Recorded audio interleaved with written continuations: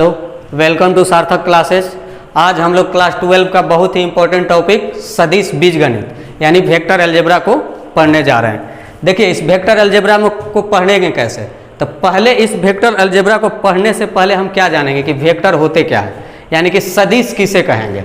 सदिश किसे कहेंगे, सदिश बीजगणित को पहले से पढ़ने से पहले हमको क्या मालूम होना चाहिए कि सदिश कहते किसे हैं। तो सदिश क्या होता है? एक सदिश एक ऐसा क्वांटिटी होता है जिसके पास अपना क्या होना चाहिए, मैग्नीट्यूड होना चाहिए और एक डायरेक्शन होना चाहिए। जिसे सिंपली हम क्या कह सकते हैं, उसका एक परिमाण होना चाहिए, उसका एक लंबाई एक लेंथ होना चाहिए और एक उसका दिशा होना चाहिए, उसकी दिशा तय होनी चाहिए। यानी कि मान लीजिए कि हमको यहाँ से कहीं, मान लीजिए स्कूल से कॉलेज जाते हैं या कॉलेज से स्कूल आते हैं, तो स्कूल से कॉलेज जाने के लिए एक दिशा तय है कि हाँ यहाँ से हम इसी डायरेक्शन में जाएंगे तो कॉलेज पहुंच सकते हैं। और कॉलेज से घर आने के लिए भी एक दिशा तय होगा कि हाँ हम उत्तर या दक्षिण या किसी भी डायरेक्शन में जाते हैं तभी घर हम पहुंचेंगे। तो यानी कि एक दिशा होना बहुत जरूरी है। अगर उसके पास दिशा नहीं है, डायरेक्शन नहीं है, तो हम नहीं कह सकते हैं कि वो सदिश है। इसलिए सदिश के लिए सबसे इंपॉर्टेंट पॉइंट क्या होते हैं? पहला पॉइंट कि उसकी एक दिशा होगी। मान लीजिए कि ये एक पॉइंट है और ए पॉइंट से हमको बी पॉइंट तक जाना है, तो क्या इसके लिए दिशा की जरूरत नहीं है? हाँ, जरूरत है। ए पॉइंट से बी पॉइंट तक जाने के लिए देखिए हम यहाँ से बी पॉइंट तक पहुंचे और इसकी दिशा तय करनी होगी कि हम ए से बी गए हैं या बी से ए गए हैं। तो इसकी दिशा को निरूपित कैसे करेंगे? मान लीजिए कि ए से बी गए तो हमको क्या दिखाना पड़ेगा कि हाँ एरो का साइन उधर देंगे कि हम ए से बी तक गए। यानी कि मेरा इनिशियल जो पॉइंट था इसका इनिशियल पॉइंट क्या कहलाने लगेगा? ए। इनिशियल पॉइंट क्या हो गया आपका? ए। और फाइनल पॉइंट यानी कि इसको टर्मिनल पॉइंट देंगे। टर्मिनल पॉइंट ये क्या हो गया आपका?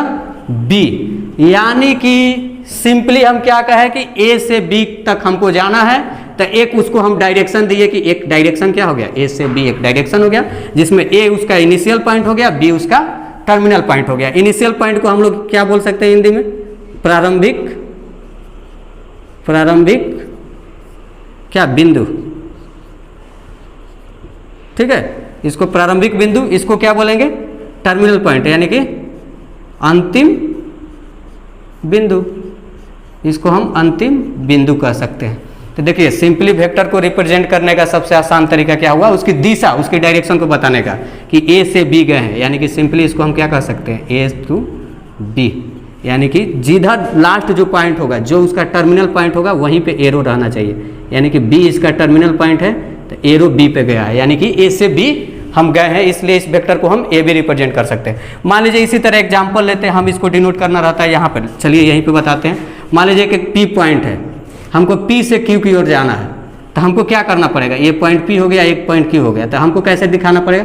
पी से क्यू जब जा रहे हैं तो हमको कैसे एरो दिखाना पड़ेगा? यानी कि टर्मिनल पॉइंट आपका कहाँ आना चाहिए? क्यू पे। तो इस वेक्टर को हम कैसे रिप्रेजेंट कर देंगे? P Q. ठीक है, इस वेक्टर को पी क्यू।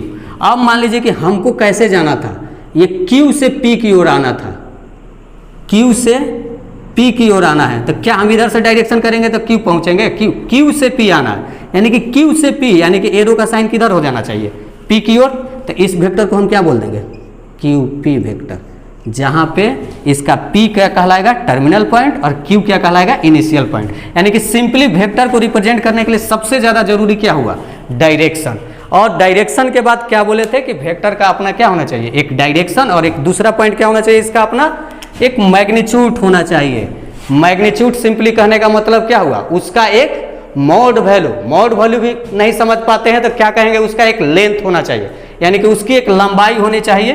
तो उसकी लंबाई, जैसे देखिए, अगर इस चीज को हम चाहते हैं रिप्रेजेंट करना तो मैग्नीट्यूड ऑफ क्या लिखेंगे? Magnitude of vector. अब मैग्नीट्यूड ऑफ वेक्टर कैसे हम रिप्रेजेंट करेंगे? तो यहाँ पे तो हम लोग समझे कि वेक्टर क्या होते हैं, ए बी पी क्यू, ये सब वेक्टर ऐसे रिप्रेजेंट करते हैं। अगर हम कहते हैं कि उसका मैग्नीट्यूड निकालना है, तो मान लीजिए कि एक सिंपली ए बी अगर एक वेक्टर है, तो इस ए बी वेक्टर का मैग्नीट्यूड निकालने का मतलब होता है उसका आप लेंथ निकालिए। तो उसका लेंथ निकालने का मतलब क्या हुआ? उसके मोड वैल्यू को लेंगे तो वहीं उसको क्या रिप्रेजेंट करेगा? उसका लेंथ रिप्रेजेंट करेगा, यानी कि उसका मोड वैल्यू क्या कहलाएगा? सबसे ज़्यादा जरूरी इसका मोड वैल्यू, यानी कि इसका मोड वैल्यू ही क्या कहलाता है? इसका लेंथ कहलाता है। तो इसका लेंथ कह सकते हैं, इसको लेंथ, यानी कि इसको क्या कह सकते हैं? सिंपली अगर बोले तो लंबाई। हाँ लंबाई कह सकते हैं।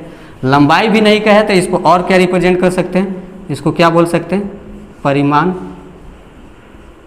और परिमाण के साथ साथ इसको और क्या बोल सकते हैं, लंबाई बोल सकते हैं, लेंथ बोल सकते हैं, मोड बोल सकते हैं, परिमाण बोल सकते हैं, नहीं तो इसी को क्या बोल सकते हैं, मैग्नीट्यूड।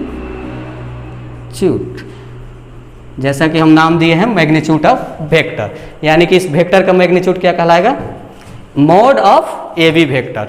यानी कि ए बी वेक्टर का मोड लेना ही उसका क्या कहलाता है, मैग्नीट्यूड कहलाता है। और एक बात ध्यान नोट कीजिएगा, मोड का वैल्यू आपको मालूम होना चाहिए कि मोड का मीनिंग ही क्या होता है कि इसके अंदर कोई भी वैल्यू जाता है वो अपने आप क्या हो जाता है, डायरेक्शन लेस, यानी कि उसके पास अपना कुछ अब डायरेक्शन नहीं बचेगा, केवल और केवल उसके पास परिमाण बचेंगे। परिमाण कहने का मतलब क्या हुआ, 2 मीटर 3 मीटर 4 मीटर, ये नहीं कि 2 मीटर उत्तर की ओर 2 मीटर दक्षिण की ओर, केवल और केवल क्या होंगे 2 मीटर।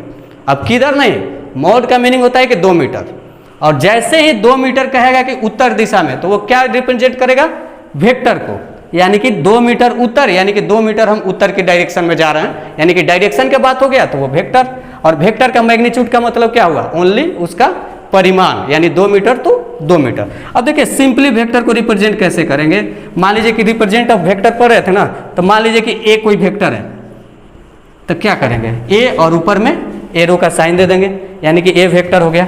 ऐसे ही बी वेक्टर लिए तो बी और एरो का साइन दे दिए, सी वेक्टर लिए सी और एरो का साइन दे दिए। इसी तरह ए बी अगर वेक्टर लेना है तो ए बी, और कहाँ से, अगर ए से बी जाना है तो एरो का साइन बी पे कर दिए। सी डी, तो चलिए सी डी वेक्टर, यानी कि वेक्टर को सिंपली रिप्रेजेंट कैसे करते हैं, ए वेक्टर है, ए के ऊपर क्या देते हैं, एरो का साइन, बी के ऊपर एरो का साइन, सी के ऊपर, कहेगा कि ए वेक्टर को निरूपित कीजिए, तो क्या करेंगे, ए लेंगे और उसके ऊपर एरो का साइन दे देंगे। पूछेगा कि ए बी को निरूपित कीजिए, तो ए और ऊपर में एरो का साइन। अगर इसी का कहेगा कि मैग्नीट्यूड बताते चलिए, तो क्या होगा, तो देखिए ए वेक्टर लेंगे उसमें मोड लगा देंगे, तो ये क्या कहलाएगा, मैग्नीट्यूड, यानी कि इससे डायरेक्शन हट गया, ए हो गया। ऐसे ही बी के लिए था तो बी लिखेंगे, उसके ऊपर क्या कर देंगे, मैग्नीट्यूड, यानी कि बी हो गया।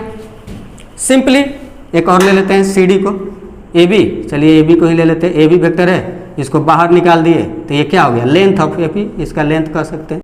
ए बी को मान लीजिए कि हमको अब ए बी को इसके मैग्नीट्यूड को दिखाना है, तो कुछ नहीं करना है, ए बी लेना है और उस पर मोड वैल्यू लगा देना, तो उसके ये मैग्नीट्यूड को बताएगा।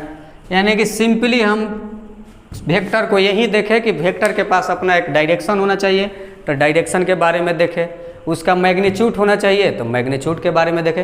यानी कि वेक्टर को पढ़ने से पहले हमको जरूरी क्या थे, उसके डिफिनीशन में जो छुपे 2 वर्ड होते हैं, एक वर्ड क्या होता है, उसको रिप्रेजेंट कैसे करेंगे, दूसरा क्या हो सकता है कि उसका जो डायरेक्शन होता है वो डायरेक्शन के बारे में आप बताइए।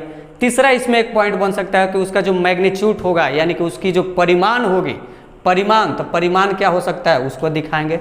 और इसके साथ अब इतना पढ़ने के बाद इसमें क्या करेंगे, अब वेक्टर का हम टाइप देखेंगे, जो वेक्टर होते हैं उसके कितने टाइप हो सकते हैं और किस तरह से वेक्टर के टाइप को हम आगे समझते हैं। अब हम लोग जब देख लिए कि क्या होते हैं, सदिशों के पास अपना क्या होता है, एक परिमाण होती है और एक दिशा होता है। जब हम परिमाण और दिशा को निरूपित करना सीख गए कि वेक्टर को कैसे निरूपित करेंगे, उसके बाद हम लोग क्या देखेंगे कि वेक्टर, टाइप ऑफ वेक्टर क्या होते हैं, यानी कि वेक्टर के प्रकार कितने होंगे। तो सिंपली इसको क्या कहेंगे, टाइप ऑफ वेक्टर। तो चलिए इसको लिखते हैं हम type of vector. Type of क्या हो जाएगा, वेक्टर, यानी कि हम क्या कहें, वेक्टर के प्रकार, यानी कि सदिशों के प्रकार। चलिए सदिशों के प्रकार देखते हैं कि सदिशों के कितने प्रकार होते हैं। तो देखिए सिंपली हमको क्या करना है, सदिशों के प्रकार के लिए हमको क्या आना चाहिए, एक सदिशों के प्रकार को हम लिखते हैं। तो सदिश कितने तरह के हो सकते हैं, तो देखिए सदिश क्या होंगे, एक सदिश के पास अपना क्या होना चाहिए, एक डायरेक्शन होना चाहिए और एक मैग्नीट्यूड होना चाहिए। तो मान लीजिए कि एक सदिश हम लेते हैं, ए एक कोई वेक्टर लेते हैं, ए बी अगर कोई एक वेक्टर है, तो इस वेक्टर को रिप्रेजेंट करने के लिए हम ए बी और ऊपर में क्या कर देते हैं, ए बी का वेक्टर का साइन लगा देते हैं। अगर इसी को हमको रिप्रेजेंट करना होगा कि ये ए बी अगर वेक्टर है तो इसका मैग्नीट्यूड क्या है, तो हम लोग क्या लिखते हैं, ए बी और इसके मैग्नीट्यूड से ऐसे रिप्रेजेंट कर देते हैं, जो हम बताए भी। और तो क्या करेंगे, अगर ए बी को हम इस तरह से रिप्रेजेंट कर दिए तो उसके मैग्नीट्यूड को कैसे रिप्रेजेंट करेंगे, इस तरह से। तो जब टाइप ऑफ वेक्टर में हम जाएंगे तो यही 2 कॉन्सेप्ट वहाँ पे बार बार काम आएंगे। उसका क्या होता है कि वेक्टर को रिप्रेजेंट कैसे करेंगे और उसके मैग्नीट्यूड को कैसे रिप्रेजेंट करेंगे। तो इतना समझने के बाद देखिए कि टाइप ऑफ वेक्टर का जब फर्स्ट पॉइंट हम लोग लिखते हैं, मान लीजिए कि अगर ये फर्स्ट पॉइंट हम लिखते हैं तो फर्स्ट पॉइंट पे मान लीजिए कि टाइप ऑफ वेक्टर में क्या है, zero, zero vector. Zero vector को हम क्या लिख सकते हैं, शून्य सदिश। जब शून्य सदिश के बारे में समझेंगे तो शून्य सदिश क्या होते हैं, तो इसको देखने के लिए क्या होना चाहिए, नाम में ही छुपा हुआ है शून्य सदिश। हम क्या बोले थे कि आपको दो ही चीज़ याद रहने हैं, केवल एक डायरेक्शन और एक मैग्नीट्यूड वेक्टर के लिए। तो शून्य सदिश को भी हम उसी तरह याद करने का कोशिश करेंगे। तो देखिए, एक ऐसा वेक्टर जिसका इनिशियल और फाइनल पॉइंट सेम हो जाए तो वो क्या वेक्टर कहलाएगा, उसका मैग्नीट्यूड कितना कहलाएगा, जीरो कहलाएगा कि नहीं। देखिए, अगर ए कोई वेक्टर है, ए कोई पॉइंट है, उसका इनिशियल पॉइंट भी ए हो और फाइनल पॉइंट भी ए हो, यानी कि ए से ए तक जाए तो उसका परिमाण कितना हो जाता है। अगर उसको रिप्रेजेंट करेंगे तो इसका परिमाण लिखेंगे तो ए से ए तक गया, और एक वेक्टर और ले लेते हैं, बी से बी तक गया, सी से सी तक गया, यानी कि इनिशियल और फाइनल पॉइंट उसके क्या है, सेम है। देखिए, इनिशियल पॉइंट इसको बोले थे इनिशियल पॉइंट, इनिशियल पॉइंट, और इसको क्या बोलेंगे, फाइनल पॉइंट, यानी कि टर्मिनल पॉइंट, टर्मिनल पॉइंट। यानी कि इसके इनिशियल और टर्मिनल पॉइंट क्या हो गए, सेम हो गए। जैसे ही इनिशियल और टर्मिनल पॉइंट सेम हो गए, यानी कि उसके पास अपना कुछ लेंथ बचेगा। सोचिए तो, अगर ए और ए है तो उसका अगर मैग्नीट्यूड निकालेंगे तो ए और ए इनिशियल और फाइनल पॉइंट जैसे ही सेम होंगे तो उसके लेंथ क्या हो जाएंगे, जीरो। यानी कि एक जीरो वेक्टर एक ऐसा वेक्टर होगा जिसका इनिशियल और टर्मिनल पॉइंट क्या होने चाहिए, यानी कि प्रारंभिक और अंतिम बिंदु, प्रारंभिक बिंदु और अंतिम बिंदु दोनों क्या होने चाहिए, सेम। ए और ए, बी और बी, सी और सी, और साथ ही साथ उसके मैग्नीट्यूड क्या होने चाहिए, जीरो, यानी कि उसका परिमाण कितना होना चाहिए, जीरो। सिंपली उसका लेंथ यानी कि लंबाई कितनी होनी चाहिए, जीरो। यानी कि वेक्टर को देखिए, टाइप और वेक्टर भी पढ़ेंगे तो उसमें सबसे ज़्यादा जरूरी क्या रहेंगे, केवल उसका डायरेक्शन और मैग्नीट्यूड। डायरेक्शन यहाँ पे हो गया, मैग्नीट्यूड यहाँ पे हो गया, यानी कि इसी के बेसिस पे हम सदिश का जो प्रकार होंगे उसको हम समझने का कोशिश करेंगे कि सदिश के प्रकार डिफाइंड किससे होते हैं, केवल उसके मैग्नीट्यूड और उसके डायरेक्शन से। तो दूसरा मान लीजिए कि दूसरा सदिश क्या है, दूसरा यानी कि दूसरे जो सदिश का प्रकार हो जाएगा वो क्या कहलाएगा, सेकेंड पॉइंट मान लीजिए एक दूसरा सदिश लेते हैं, उसको हम देखते हैं कि उसका क्या करते हैं, उसका नाम देते हैं सदिश, यानी कि मात्रक सदिश। दूसरा टाइप क्या हो जाएगा, मात्रक सदिश। मात्रक सदिश का मीनिंग क्या होता है, unit vector. Unit vector, unit vector कहने का मतलब क्या हुआ, अब इसमें भी दो पॉइंट, पहला पॉइंट क्या होना चाहिए, उसका डायरेक्शन होना चाहिए, और दूसरा पॉइंट क्या होना चाहिए, उसका मैग्नीट्यूड होना चाहिए। तो अगर ए और बी एक वेक्टर है, ए बी एक वेक्टर है, ए से बी एक वेक्टर है, तो इसका मैग्नीट्यूड जैसे ही निकालेंगे तो इसका क्या करेंगे, मोड वैल्यू लेंगे। जैसे ही इसका मोड वैल्यू लेंगे तो ए बी को कैसे रिप्रेजेंट करेंगे, ए बी और उसका मोड। जैसे ही इसका मोड वैल्यू लिए, यानी कि इसका जैसे ही हम क्या ज्ञात किए, परिमाण। जैसे ही इस वेक्टर का परिमाण ज्ञात किए और उसका परिमाण क्या आ गया, 1। जैसे ही इसका परिमाण 1 आया तो इसको हम क्या बोल देंगे, मात्रक सदिश, यानी कि यूनिट वेक्टर। बिकॉज यूनिट नाम है, यूनिट मीनिंग क्या हो गया, इकाई। मात्रक सदिश यानी कि इकाई यूनिट वेक्टर कहलाएगा। तो इसका यानी कि मैग्नीट्यूड कितना हो गया, 1 हो गया, तो इसको क्या बोल देंगे, मात्रक सदिश। मात्रक सदिश, जैसे ही इसका इकाई मैग्नीट्यूड हुआ तो उसको क्या बोल देंगे, मात्रक सदिश। ठीक है। तो उसके बाद देखिए, अगर इसी तरह इसको और समझना चाहते हैं तो ए वेक्टर लीजिए, अगर इसका परिमाण हम निकालें, परिमाण निकालें, इसका परिमाण अगर मान लीजिए कि आ गया क्या, मोड वैल्यू कितना आ गया, 1, तो ये भी क्या कहलाने लगेगा, मात्रक सदिश। और थर्ड देखते हैं, एक थर्ड पॉइंट इसमें वेक्टर के प्रकार में देख लेते हैं क्या होते हैं।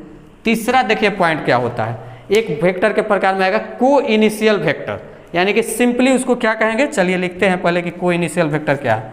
तो को इनिशियल वेक्टर के लिए हम यूज कर लेते हैं, चलिए को इनिशियल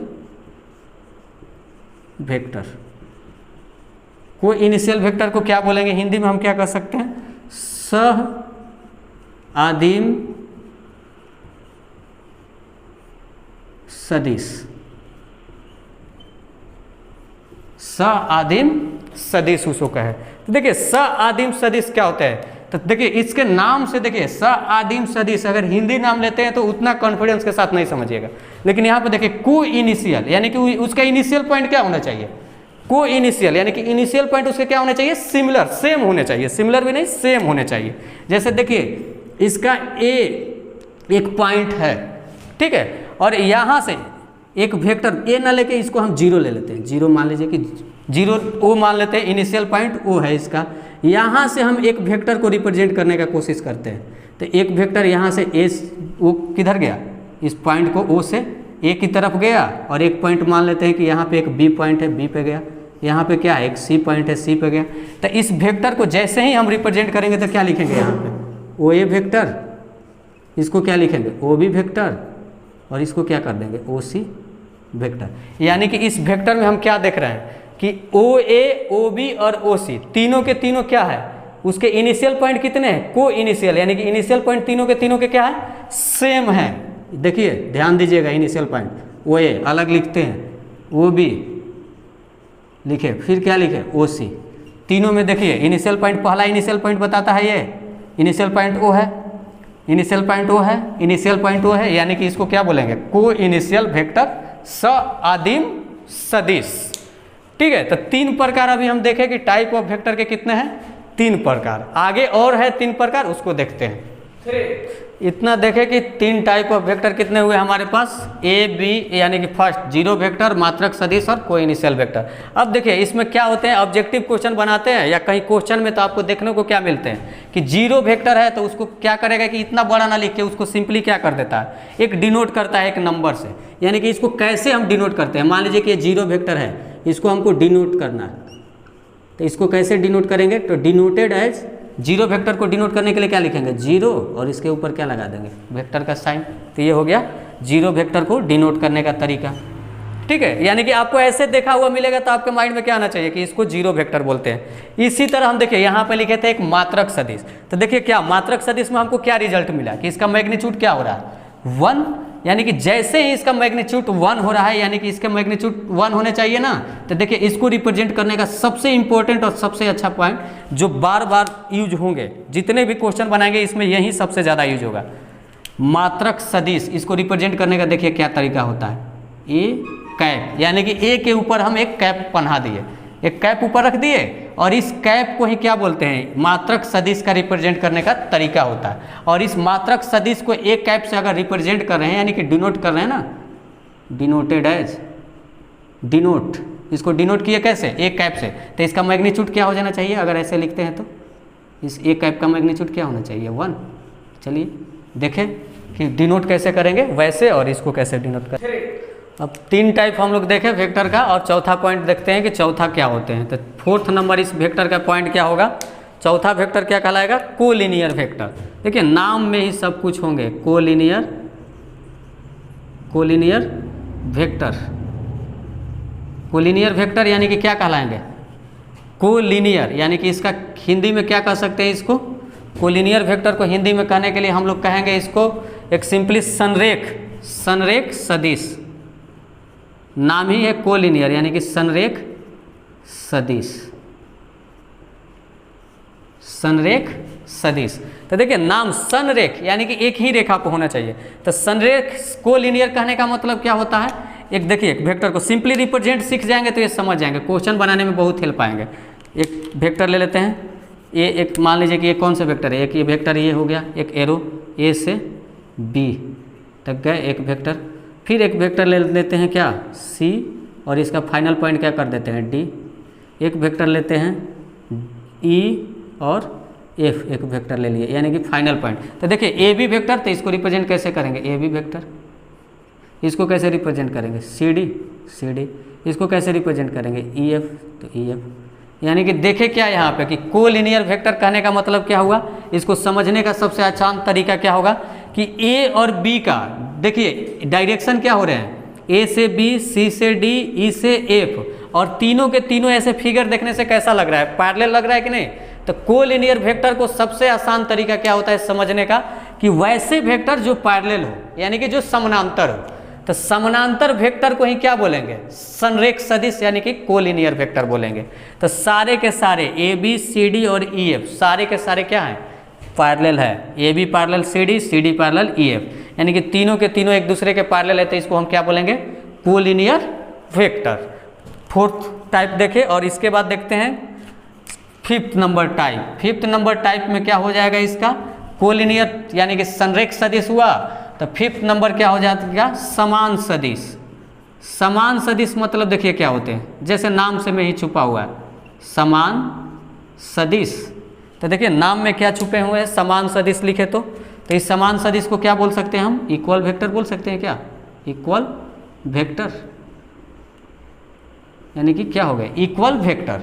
समान सदिश कहने का मतलब कि इक्वल वेक्टर, तो इक्वल वेक्टर का क्या होना चाहिए, नाम में क्या छुपा है, समान सदिश इक्वल वेक्टर, तो इक्वल कहने का मतलब क्या होना चाहिए, उसका डायरेक्शन यानी कि उसकी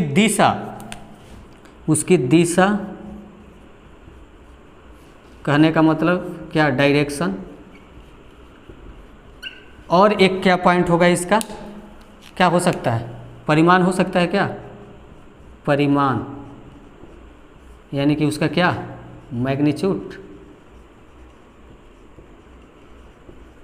क्या होने चाहिए, दोनों के दोनों सेम, जहां पर उसकी दिशा और परिमाण दोनों सेम हो गए उसको क्या बोलेंगे, समान सदिश। इसको सिंपली कैसे लिख सकते हैं, इसको लिखना होगा तो मान लीजिए कि ए बी एक वेक्टर है, ठीक है, ये इसकी दिशा क्या हो गई, ए से बी, और एक दूसरा वेक्टर लेते हैं सी डी, इसकी भी दिशा क्या है, सी से डी। अगर ये दोनों समान होंगे, अगर ये इक्वल वेक्टर होंगे, तो इनका मैग्नीट्यूड क्या होना चाहिए, इन दोनों का मैग्नीट्यूड क्या हो जाना चाहिए, ए बी वेक्टर का magnitude equal to C D vector का मैग्नीट्यूड इक्वल, दोनों के दोनों क्या हो जाने चाहिए। अगर आपको यहाँ पे दिखाई नहीं दे रहा है तो इसको यहाँ पे हम लिख सकते हैं ऐसे, देखिए क्या करेंगे, ए बी वेक्टर का मैग्नीट्यूड इक्वल टू क्या होना चाहिए, सी डी वेक्टर का मैग्नीट्यूड। अगर दोनों के मैग्नीट्यूड इक्वल है तो वो क्या कहलाएंगे, समान सदिश, इक्वल वेक्टर कहलाने लगेंगे। और एक लास्ट, अब इसमें टाइप क्या हो जाएगा, लास्ट टाइप। अब 6 नंबर एक पॉइंट इसमें आएगा, समान सदिश के बाद ऋणात्मक सदिश, यानी कि वैसे वेक्टर, यानी कि उसको सिंपली क्या बोल सकते हैं, ऋणात्मक सदिश को निगेटिव ऑफ अ वेक्टर, यानी कि वेक्टर को कैसे निगेटिव साइन के साथ लेते हैं। तो चलिए देखते हैं लास्ट पॉइंट इसके, 6 नंबर पॉइंट को हम लेते हैं। 6 नंबर पॉइंट तो क्या कहलाएंगे, 6 नंबर ऋणात्मक सदिश, ऋणात्मक सदिश यानी कि क्या कहेंगे, negative of a vector, negative of a vector, चलिए एक लिख सकते हैं ऑफ अ वेक्टर, यहाँ पे of a vector, negative of a vector यानी कि ऋणात्मक सदिश। तो देखिए ऋणात्मक सदिश कुछ रियल में है नहीं, केवल क्या करेंगे, ए भी एक वेक्टर है, ए से बी गए, अगर ए बी वेक्टर को, अगर ए बी वेक्टर यानी कि इसका इनिशियल पॉइंट क्या हुआ ए और फाइनल इसका टर्मिनल पॉइंट क्या हुआ बी, अगर हम इस वेक्टर को ऐसे लिखते तो एक वेक्टर को लिखते बी ए, यानी कि बी से ए गए। जैसे ही इन दोनों को अगर कहेंगे कि ये ऋणात्मक सदिश है, अगर इन दोनों को एक दूसरे के इक्वल होना होगा, तो देखिए तो क्या करते हैं, एक लाइन लेते हैं हम, रुकिए शायद नहीं दिखाई दे रहा होगा, तो इसको हम समझते हैं दूसरे मार्कर से। इसको देखिए क्या करेंगे, एक ए लेते हैं पॉइंट और एक बी पॉइंट लेते हैं। यहाँ पे हम क्या रिप्रेजेंट कर रहे हैं कि ए से बी जा रहा है, यानी कि इस वेक्टर को कैसे लिखे, ए बी वेक्टर। दूसरा वेक्टर क्या लेंगे, देखिए यहाँ पे क्या है, बी से क्या जा रहा है, ए जा रहे हैं, जैसे ही हम बी से ए गए तो इसको क्या बोलेंगे, बी ए वेक्टर बोलेंगे। अगर इन दोनों को हमको सेम करना है, इन दोनों पॉइंट को, तो क्या इस वेक्टर का डायरेक्शन चेंज करते समय ऐसे नहीं लिख सकते हैं, direction of A B, minus sign लगा के लिख सकते हैं क्या, यानी कि निगेटिव वेक्टर। देखिए सिंपली क्या होते हैं, अगर इस बात को और देखिए तो सिंपली शब्दों में क्या बोलेंगे, यानी कि सिंपल शब्दों में इसको कैसे लिख सकते थे, इतना अगर ई भी नहीं समझ पा रहे तो इसको सिंपली देखिए, A B vector equal to क्या लिख देंगे, minus of B A vector, यानी कि जैसे ही हम बी ए वेक्टर में माइनस साइन लगा दें, यानी कि इसको हटा दीजिए, इसको रहने दीजिए, जैसे ही ये एक बी ए वेक्टर है तो इसको समझेंगे, अगर ये दोनों आपस में इक्वल होंगे तो क्या होने चाहिए, ए बी का डायरेक्शन ये है, और जैसे ही हमको इसको फाइनल पॉइंट को टर्मिनल पॉइंट बनाने होंगे तो क्या करेंगे, निगेटिव साइन लगा देंगे। यानी कि देखिए और भी 1-2 एग्जाम्पल लिख देते हैं यहीं पे तो समझ में आएगा। अगर यहाँ पे दिखाई दे रहे होंगे तो चलिए यहीं पे एक पॉइंट और लिख देते हैं। मान लीजिए सी डी एक वेक्टर है, ठीक है, तो ये देखिए किसके इक्वल हो गया, माइनस इसके इनिशियल पॉइंट को टर्मिनल पॉइंट को इनिशियल बना दीजिए और इनिशियल को टर्मिनल पॉइंट बना दीजिए, तो ये दोनों क्या कहलाएंगे, ऋणात्मक सदिश कहलाते हैं।